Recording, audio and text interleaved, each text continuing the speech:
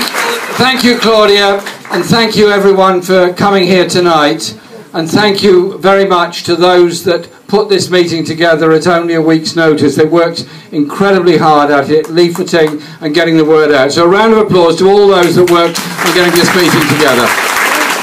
You know who you are, Asima, etc. Bruce, and many more indeed. And also, I think we owe a big thank you to the mosque, not just for hosting tonight's meetings, but for the way in which they have always opened their doors to any organisation that wants to hold an event here. They're very much part of the community. And I see my friend the Reverend Stephen Coles in the audience. He will attest to the work they do in the Faith Forum and with so many other communities across Islington. So a big thank you to the mosque, and we will be there supporting them in this issue they're having with the HSBC Bank at the moment. And also, one of the questions I want to put to him is about the arms trade with Israel. Since 2010, the UK arms export licences to Israel have been granted worth £42 million. That's quite a lot, but move on a bit. The dual-use export licences, these are things that can be used for commercial or military use, was worth £8 billion last year. The government claims most of this was used for commercial equipment, mostly cryptographic software to supply Israel's mobile phone networks. Well, it's not a very big country, so that's an awful lot of money for mobile phone networks for 5 million people. It's an astonishing amount. And Sir John Stanley, who is a Conservative MP and a member of the Foreign Affairs Select Committee, has persistently raised questions on this and has raised them again. But we also have to ask what two UK companies, UAV Engines, are doing, who supply components for the Hermes drones, which are being used to bomb Gaza at the present time. Well done, those protesters that demonstrated outside their factory in the Midlands a couple of days ago. And then you move on to the question of imports of weapons as well as exports from Israel, and the close relationship there is with the military top brass moving seamlessly into each other's company, to the question of the European Union. The European Union concluded an agreement called the Euromed Agreement with Israel, which gives it a preferential trade status with Europe. In effect, it is Israel's major trading partner. Now, when a country doesn't sign up to international conventions, you have to ask questions why. When it does sign up to international law and it is found to be guilty of a breach of the Geneva Convention for Occupying Powers, when it's in breach by the use of phosphorus bombs during Operation Cast Lead in 2009, when it's in breach of an international law on collective punishment, when it's in breach of a law on conduct of war by deliberately targeting civilians and civilian places such as schools, hospitals and mosques, then you have to ask some questions of the European Union Commission. Because the principal basis on which a EU trade agreement is made is that they respect human rights and they agree to the human rights agenda with the European Union. They have not adhered to it. They breached it time after time after time. So my question to David Cameron, if and when Parliament is recalled, or when Parliament goes back in September, is not only do we want an end to the military relationship with Israel, we want a suspension of the EU-Israel trade agreement until they agree to the human rights clauses and adhere to them. But that is not enough. Now, obviously, a ceasefire is better than bombing, clearly. And one hopes that there will be no more bombing, but I'm very sceptical that it's not going to start again at 8 o'clock tomorrow morning. But you cannot deal with that without looking at the four big issues that face Palestinian people. Issue one.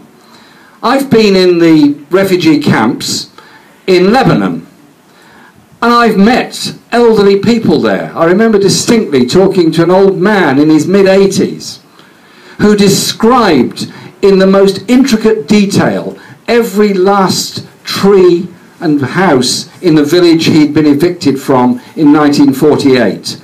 His whole life since then has been in the refugee camps at Sabra and Chantilla, just outside the capital. And he wants his right to return home. His friends want their right to return home. Are the Palestinian diaspora forever to be sent to the four winds and not allowed to go back to the land of their birth? There is a question there, and they should not be forgotten in this current debate and intensity as it obviously is about Gaza.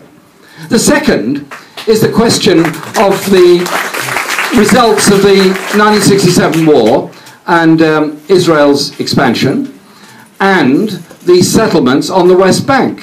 As James pointed out, and I've been many times on the West Bank, it took us 6 hours to get from Jericho to Jerusalem. It's not very far. We were stopped so many times, and there were so many checkpoints and so much abuse by young Israeli soldiers of Palestinian workers trying to get from one place to another, trying to get home.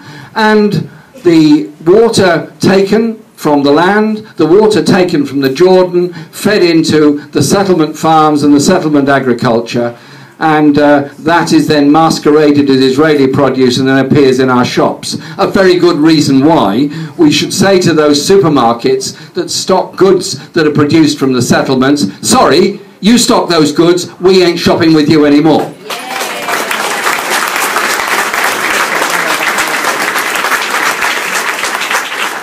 And then, of course, that moves on to the question of the settlements and the occupation of the West Bank, to the question of the siege of Gaza. Now, the siege of Gaza has gone on with intensity for the last 7 years. There's never not been some kind of siege of Gaza, but it's gone on with intensity for the last 7 years. I've had the privilege of visiting Gaza on 6 occasions. I've been there in various guises, including as an election observer in 2005 and on various other visits, and I have many, many memories of it. The most telling thing I can give you is this. A very good friend of mine, Dr. Mona Farah, is the convener of the Gaza Mental Health Foundation. Her calculation is that more than 70% of the people of Gaza are suffering from medical stress. Not surprising. When you have an overwhelmingly young population, 55% of whom are university graduates, probably the highest rate certainly in the region, if not anywhere in the world, 70% of whom are unemployed.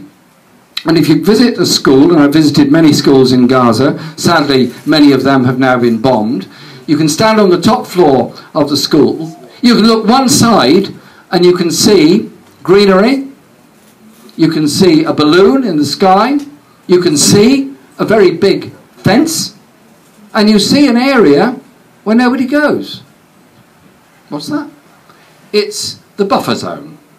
Was 1 kilometre. The buffer zone has now extended to 3 kilometres, and the balloons are there. A tethered balloon is there to film anyone that gets anywhere near that fence, and they're then shot by automatic weapons automatically discharged from that fence. Any farmer getting near, anyone chasing a sheep or a goat or a dog gets shot because they get near to that fence. Look the other way, the other side, and you see a beach, beautiful beach, absolutely beautiful beach. Then you see beautiful sea, clear, beautiful blue sea.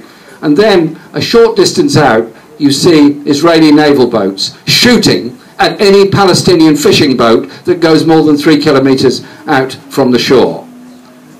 And then you realise these children have been brought up as educated as best they can in the UN schools, achieving a great deal. They have hopes, just like our young people in Islington do. They have hopes of achieving things in their lives. They can't work, they can't travel, they can't move. Their life is one of occupation and drone aircraft overhead, filming and recording their every movement. And then their homes bombed, apparently randomly, and now virtual carpet bombing that has gone on of whole areas of Gaza. Is it surprising that if you keep 1.8 million people in what David Cameron himself accepts as an open prison, there aren't consequences as a result of it? And so my plea is that we have to try and understand what it is like to live under occupation and have some solidarity and sympathy with those people. I went there after Operation Cast Lead in a delegation of MPs from all over Europe, with Gerald Kaufman leading it and a number of others there. And they took us, when we arrived, to a very sparse meal in the Gaza Parliament. Yes, there's a Parliament building in Gaza. Parliament chamber, offices, all that was. We met in the ruins of the Parliament building, but they set out chairs and tables. And then at the end of the meal, our host got up and said, "I hope you enjoyed it. By the way, just for the record, every single thing you ate, every chair you're sitting on, every table you're leaning on, came in through the tunnels. It was the only way of us surviving the blockade." And so when people talk about the illegality of the tunnels coming in from Egypt, that is the only way the people of Gaza have survived during the past 7 years. Let's think the thing through a bit more seriously than some of our politicians seem to do. And so I just conclude with this. I was there post-Oslo as well, and I was taken by a representative of our own Department for International Development and showed a sewage system that Britain was funding and developing. Good, fine. I was shown roads that we were building. Good. I was shown the new airport. Great. I was shown all of that, all of which was destroyed in Operation Cast Lead. They started rebuilding it again, and we paid again for it. The European Union paid again for it, and it was destroyed again. And now there's an international appeal to rebuild Gaza again. Well, I'm very happy to contribute to an international appeal to rebuild Gaza, but I do think those that have destroyed it should make a major contribution towards the rebuilding of it. But there has to be, but above all, there has to be a political solution to the whole issue. And that political solution has to come through understanding that you cannot keep a people in jail for so long and not expect consequences as a result of it. And I applaud and support those people in Israel that have demonstrated against the bombing of Gaza. I support Uri Avnery and many others, because it must be quite difficult to stand up when opinion polls are showing 80–90% approving of what their government is doing. I'm not sure of those polls, but that's what's being said. And then I read Martin Sherman in Jerusalem Post on the 31st of July, who goes on to say, as the campaign drags on, he's somewhat on the right in the political spectrum, I think it's fair to say, as the campaign drags on, with the IDF's military machine gummed up with the goo of political correctness, there is more time for Israel's antagonists to mobilize international outrage and promote punitive initiatives against Israeli institutions and individuals. And then goes on to say that to prevent an even more brutal and extreme successor from taking over, Gaza must be dismantled and the non-belligerent population relocated. This is the only way to protect the area from recurring rounds of death and destruction, i.e. his policy is to remove the entire population of Gaza. That is what is happening somewhere behind Netanyahu, and on the other side of it, there's the rest of us and world opinion. Our government has got to act.